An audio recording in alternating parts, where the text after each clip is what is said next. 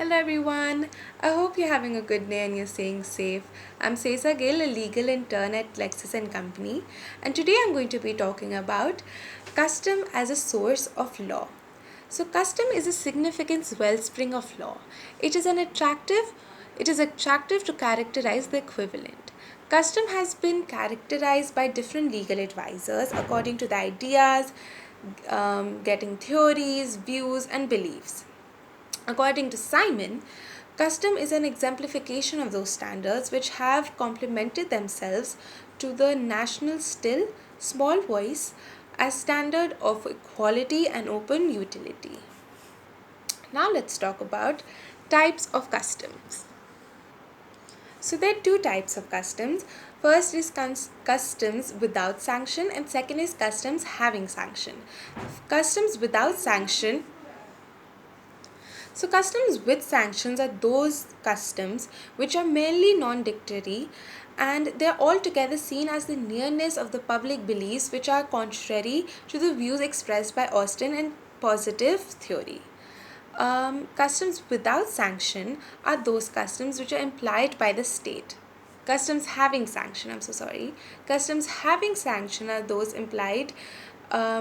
implemented by the state. These customs are upheld by the authorization by different courts in their pronouncements. Now, these customs are further divided into legal customs, local customs, and general customs. Let's talk about legal customs first. Legal customs are those customs which have legal authority and according to legal authority are absolutely unmistakable. These customs work as a coupling of rule of law. They have been prevailed by this court and have turned into a piece of tradition which may be adhered to. These have upheld the court in their judicial pronouncements. Now, local customs are those customs which are characterized locally in localities such as areas, towns, and zones. Some of the time, certain groups or families take their customs with them wherever they go. They also call themselves as local customs. Um, con- in India, local customs may be separated into two classes: land local customs and individual local customs. These customs are just for a specific locality, sects, or families. Now, general customs is that wins all throughout the nation and comprises one of the well springs of the rule that everyone must follow. As indicated by Cotton, a general custom should likewise fulfill certain conditions of on the on the on the off sense that is the wellspring of law. Now we're going to be talking about the essentials of a valid custom. First is antiquity. The primary trial of a legitimate custom is that it must be prevailed by the time's immortality, and it should also be as old or as old as the source is ongoing. Manu stated, an immoral custom is a supernatural law.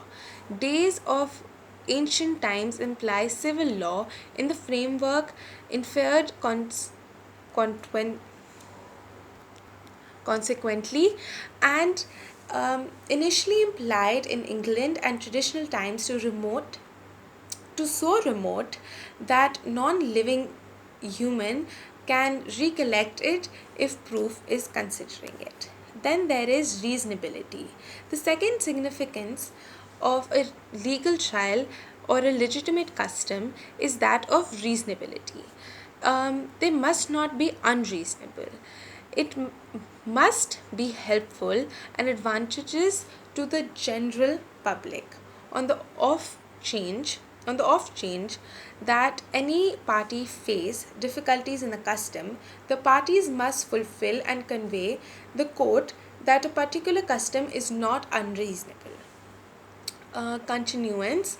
A custom must be followed with continuity and continuity from its inception.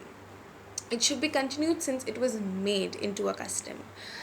If it is provided otherwise, if it's proved otherwise that there were breaks and pauses by a particular community in having the custom in as a court of law, then the custom must be the distinction in to get the custom invalid. Now, certainty. The most important test of a valid and essential custom is the particular custom must be less from more ambiguous. If a particular custom is ambiguous or vague or not understandable, the parties then the particular custom will be declared as null and void by the court.